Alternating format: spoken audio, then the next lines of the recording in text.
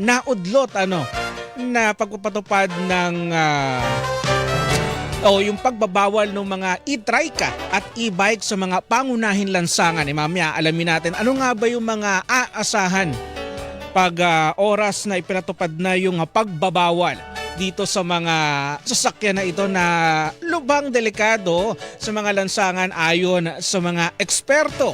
At syempre makikibalita rin tayo sa paghahanda ng DOTR ngayon nga maraming babiyahe. Alam ko marami ang nag-aabang ano kaya update sa flood control. Iwan muna natin yan saglit dahil maya-maya ito munang kapaskuhan ng ating alamin at speaking of nasa atin ang linya ang acting secretary ng Department of Transportation. Nagbabalik po si Secretary Giovanni Lopez. Secretary, magandang umaga. Welcome back sa DCWB. Hi, Sir Christian. Magandang umaga po at sa lahat po na nakikinig na inyong programa. Secretary, unang-unang tanong, mamaya na yung mga paghahanda sa Kapaskuhan. Ito muna yung pagbabawal doon sa e-bike at saka sa e-trike sa mga pangunahing lansangan. Pwede ba naming malaman ano yung kadahilanan? Bakit pinagpaliban yung pagpapatupad nito? Opo. Salamat po, Sir Christian. Una po, liwanagin ko lang po, ang nasa batas po ang nakalagay light electric vehicle, which is 50 kilograms below. So mapa e-bike or e-trike. Pinagbabawal natin yan sa national road. Sapagkat ang nakalagay naman sa EVIDA law, pagdating naman sa registration, una, ang registration ng mga ito ay libre o hindi kailangan i-register only if the purpose is for private use. Yun po, malinaw po yan. Ang sa atin kung bakit pinagbabawal natin sila sa national road regardless of use is for safety reasons. May mga batas po tayo din dyan, may mga memorandum circular tayo with DILG na bawal talaga. At ang kumain tulad ko po to sa ating mga tricycle, itong mga tricycle registered pa to at may lisensya pa. Ang mga nag-ooperate ng bawal sa main road. Bawal din sa main road. At ang kadahilanan kung bakit pinagpaliban po natin ang kumbaga ang paghuhuli sapagkat para bigyan natin ng sapat na panahon para ipaabot natin ito sa ating mga kababayan na may pagmamay-ari na ganito. At kung kailangan namin gawin na sabihin at ituro sa kanila para sa kanilang kaalaman kung ano mga national road at kung ano yung mga secondary or feeder road. So, the whole December, nag-usap kami yan na rin po ang utos ng ating Pangulo na it should be for massive information campaign muna bago natin talaga i-enforce kung ano man yung talagang dapat na kailangan gawin na naayon sa ating batas at ang mga rules and regulations. Secretary, kung hindi ako nagkakamali, kamakailan parang ipapatupad na rin sana ito, ngunit napagpaliban, ayon na rin sa utos ng Pangulo. Bakit kaya kung meron namang batas, ano yung naghihinto sa atin para ipatupad ng tuluyan to? Dahil hindi natin maalis, Secretary, dahil medyo mura yung mga e-bike, halos araw-araw nadadagdagan ito. Tama po kasi po kailangan din namin sa panig ng gobyerno, sa panig ng DOTR, LTO, LTFRB, kailangan namin maglabas din ng talagang mas malinaw na rules and regulation pagdating dito. Ito po yung sinasabi ko sa kanila, nagkaroon po kami ng pagpulong kasama po ang LTO, LTFRB. Ang sinabi ko sa kanila, regardless kung saan pagkagamitan itong light electric vehicles, kailangan na nagmamaneho dito may lisensya. Para para maiwasan natin yung mga bata dahil po sa ang pagkakaalam nila porque hindi nakaka-register, wala na ring lisensya, magkaiba po 'yun, So, 'yun po yung mga isa na kailangan namin. Pangalawa, ang sinasabi namin pagdating sa mga e-trikes, kapag kahit nasa secondary road, kailangan namin rehistro 'yan if the purpose is for public, sinasabi for common carrier. Kasi alam na po namin ngayon na may ginagamit silang mga e-trike na may mga pasahero. Kailangan namin i-rehistro yan. Parang sa ganun, ma-regulate din po namin. Marami niyan sa dito sa Metro Manila. Secretary, mag-ikot ka lang talagang sa gitna ng kalsada. Pero Secretary, sa tingin niyo ba panahon na para merong gawing amyenda doon sa batas? Lalo't alam ko batid naman natin na Secretary na marami talagang yan yung ginagamit, lalo yung mga magulang na naghahatid ng anak sa kanilang eskwela na hindi naman kalayuan, Tama po. Ang nakalagay lang naman po sa batas, Sir Christian, is that those who own light electric vehicle, which is Mhm. like, yung sinabi nga natin 50 kilograms below, Mhm. hindi nila kailangan ipa-register yan Mhm. if the purpose or the use is only for private use, Mhm. no? So, for example po, yung mga naghahatid sa eskwelahan, Mhm. no? Pwede ho yan, wag nyo i-register. 'Di ba? Kasi Mhm. private Kung use 'yun. personal lang talaga ano? Personal o paggamit sa kapag umiikot lang kayo sa village, Oo. wala akong problema. Pero ang sinasabi ko, wala naman nakalagay sa batas na nagmamaneho ng mga ganong klaseng e-bikes or e-trikes dapat din hindi kumuha ng lisensya. So yun yung Hmm. sinasabi ko po, na iba po yung registration, iba din po yung may lisensya Oo. galing sa Oo, LTO, yung tsaka qualified drivers. Secretary, yung Opo. pananagutan ano pag nagkaroon ng aksidente. Tama po.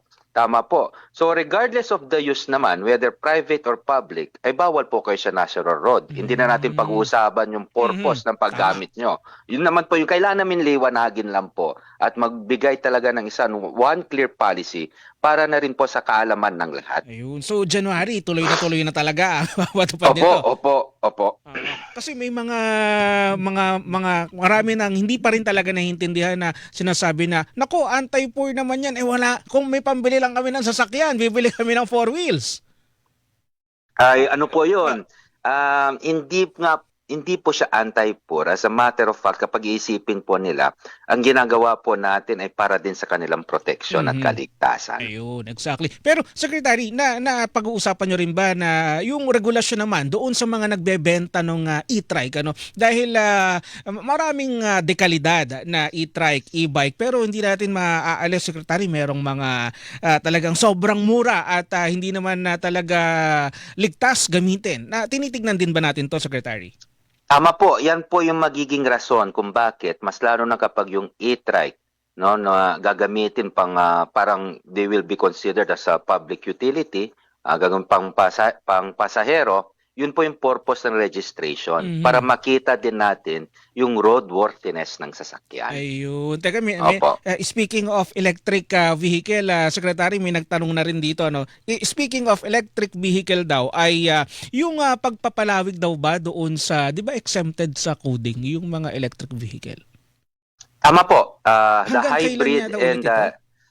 I I'm not just sure with the Ay, exact oo. year po, no, pero I think it's until 2027 o Ay, 2020. Nasa oo. batas po. Oo, oo. Hindi lang po ako Ayun. So sigurado po. babalikan ka Opo. namin dyan, Opo, Secretary. Ano, opo. Opo. pag-usapan natin sa mga susunod na panahon. Pero anyway, Secretary, ngayon ay December. 18 days before Christmas. Kayo abalang-abala pa. Lalo ngayon, Opo. kabi-kabila yung traffic. Secretary, kahapon, yung papuntang, I think papuntang Antipolo yata, papuntang Rizal, paka-traffic. Tama po. Nung Friday Oo. sa EDSA, walang galawan ng EDSA. Secretary, ano yung paghahanda na ginagawa ng Department of Transportation ngayong malapit na naman tinatawag natin Carmageddon? Una po dun sa pagdating sa traffic po, no. Yan po naman ay parating sinasabi ko nga hindi lang Department of Transportation ang pangunahing may responsibilidad, sabihin natin, pagdating sa ating mga traffic are the LGUs. Yes. Tulad dito sa Manila, magsasama po kami dapat ng MMDA, Oo, lalo yung LGUs, EDSA. DOTR. Yeah, lalo na po sa EDSA. Pagdating naman sa DOTR, sa paghahanda natin ngayong holiday season po, ang kagandahan po nito, nagsimula kami as early as nung undas po, no? So we made some preparation already. So ang ginagawa lang namin ngayon is a continuous monitoring ng mga ating mga terminal, mga bus terminal, mga pantalan, paliparan, and pati yung relays natin. Pero ang talagang tinututukan namin yung sinasabi naming road sector namin. Ang LTFRB po naglabas na rin ng mga special permits na kumulang yata ng 1,500 para from December 15 hanggang January 16 para siguraduhin lang na may sapat na supply ng ating Yes. mga buses, no? Ang pangalawa din po, nagdadagdag kami ng mga sinasabi nating TNVS pagdating naman sa ating mga paliparan para yung mga darating na mga pasahero o paalis, may masasakyan po sila. At ang yung mga programa naman po talaga na tinututukan namin, yung sabi ko nga po, paigpitin ko na yung pag-enforce nung Oplan Isnabero namin. Yan, isa pa yan. Taon-taon, Yes Secretary. po. Pero ngayon po isasama na namin ang TNVS Mhm. at pati yung mga sinasabi nating motorcycle taxi. Ayun. Kasi po usually po ang nasasama lang dyan are the regular taxis. So yun po yung mga programang ginagawa namin ngayon at sana'y tuloy-tuloy at kailangan din namin ng suporta ng ating mga kababayan Mhm. para masabihan kami kung masalo ito yung mga isnabero na mga taxi na mga Mhm. drivers, isumbong lang po sa amin at kami naman po i-action Oo, po dyan. Secretary, bukod sa taxi, may mga TNVS na rin na isnabero. Tama po, kaya sinasama na po namin sila. Meron pong consultation with the Oo. TNC operators. I think this Wednesday, this Mhm. coming Wednesday. Isa po yan sa pag-uusapan natin. At kung may dadagdag ko na rin po, Sir Christian, Mhm. Go pagkasama ahead. na rin po yan yung, sabi ko nga po sa LTFRB, yung surge pricing. Oo, So, yan. Narinig ko nga kahapon. tama po, kung Halos kailangan na po. doble. Tama po at aralin ang legal na basehan para sa surge pricing na yan but makakasiguro po sila na we're going to take action on this, either we defer it in the meantime or totally cancel it right away. Oo, teka, Yung Secretary, surge pricing. follow up lang dyan dahil alam ko natalakay na yan. Kailan natin Mm. naasahan yung desisyon? By this week, this coming week. Definitely this coming week. Malalaman na natin kung ito Opo. ba'y defer muna o tuluyang ipahihinto. Opo. Ayun. Teka, Secretary, 18 days before Christmas, alam ko, papalapit ng papalapit ay pasikip ng pasikip ang daloy ng trapiko. Ano? Opo. Ang grupong Manibela ay may planong tigil pasada dahil meron din silang hinaing tungkol sa kanilang mga jeepney. Kayo ba nakapag-usap na ni Mar Balbuena, Secretary? Hindi pa po kami nakapag-usap ni Marbal Buena, pero ang alam ko po nag-usap na sila ni Asek Lacanilao. Mhm. Kasi ang issue po ay yung registration ng Matagal kanila, daw. opo, na matagal daw at may allegation pa ng payola Di umano. or Mhm. opo, di umano. So nag-usap kami ni Asek Lacanilao. I told him to settle this issue Mhm. and make recommendation by until Monday. So Tuesday, asahan ko kanyang rekomendasyon. Pero sabi ko sa kanya, unahin niyang i-prioridad din yung mga sinasabing mga kawani, mga kasama namin sa gobyerno na may maalegasyon na ganito. At kung Mhm. merong ebidensya, tanggalin talaga right away. Ayun. So, at ang sabi ko naman sa there's no problem registering the PUJs, the traditional PUJs, just to make sure na kailangan roadworthy sila bago Mhm. ma-register. Yun Yun naman po importante. talaga. Opo. Oo, para sa ating mga kababayan. Pero Secretary, alam ko nakarating na sa Palasyo ng Malacanang yung issue ng Manibela. Kayo ba may panawagan din sa grupo na lalo ngayon pahirapang sumakay, pahirapang umuwi, pahirapang pumasok? Kayo ba may panawagan sa grupong Manibela? Opo at sa mga kasama natin sa Manibela kung maaari po at mga ganitong problema naman ay nakukuha sa dialogo, Mhm. no? At sana mapag-isipan nila yung gagawin nilang protesta kasi Mhm. ang magsasuffer po dito talaga ay ating mga kababayan. Ganun pa man po sa amin naman sa panig ng gobyerno, yung LTFRB po ngayon they're identifying the routes, no, to be affected if ever dito sa kanilang pagwewelga o pagrarally o para malagyan namin ng libreng sakay at para Ayun. sa ganun naman hindi maparalisa ang ating public transport. Secretary, pasensya ka na, huling tanong na lang. Minsan Opo. ka lang namin makuha. Secretary, may nagtatanong dito doon sa mga tren ngayong magpapasko dahil in-adjust yung oras ng mga mall para hindi makasabay sa mabigat na daloy ng trapiko. May pag-asa daw ba na ma-extend man lang yung operasyon ng tren kahit ngayong holiday season, Secretary? May nagtatanong lang.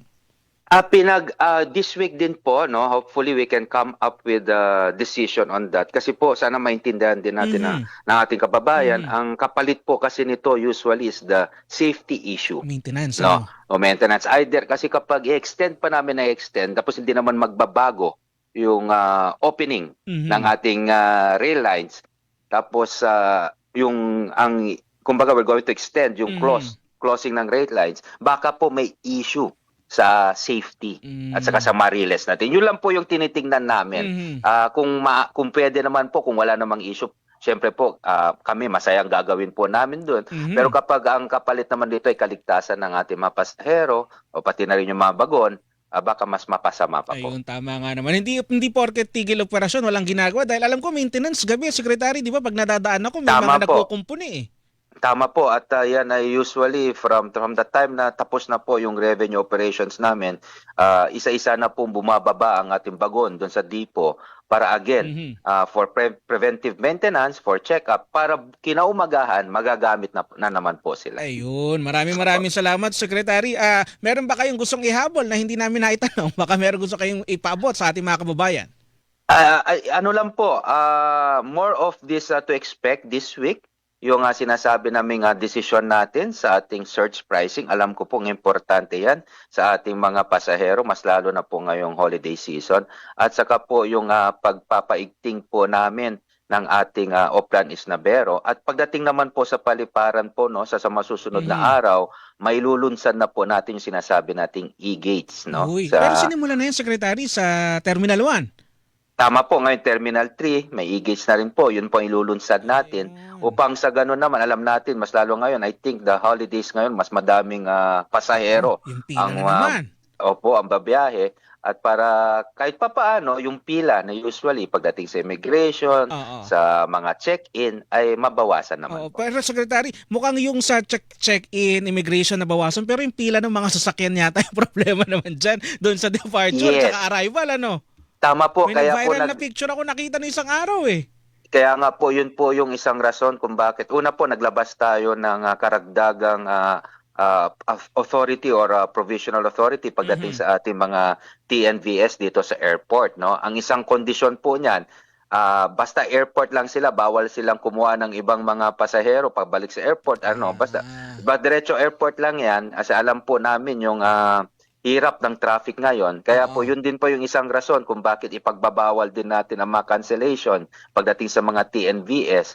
Kasi porket may traffic, minsan hindi na sila, ayaw na nila magsakay ng ating mga pasahero. Basta yung nakabook na po. So, tututukan po namin yan.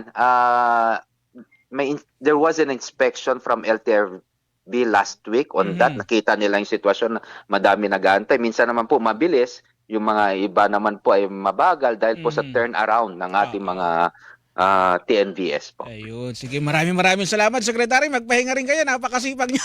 Naku, salamat po Sir Christian. Ay, maraming salamat, Secretary. Thank you po. Have a blessed Sunday po. Yan po si DOTR Acting Secretary Giovanni Banoy Lopez. Kaugnay po ng mga paghahanda nila ngayong Kapaskuhan at saka yung pagpapatupad o yung pagbabawal sa mga e-bike at e-trike sa mga lansangan. Magbabalik po,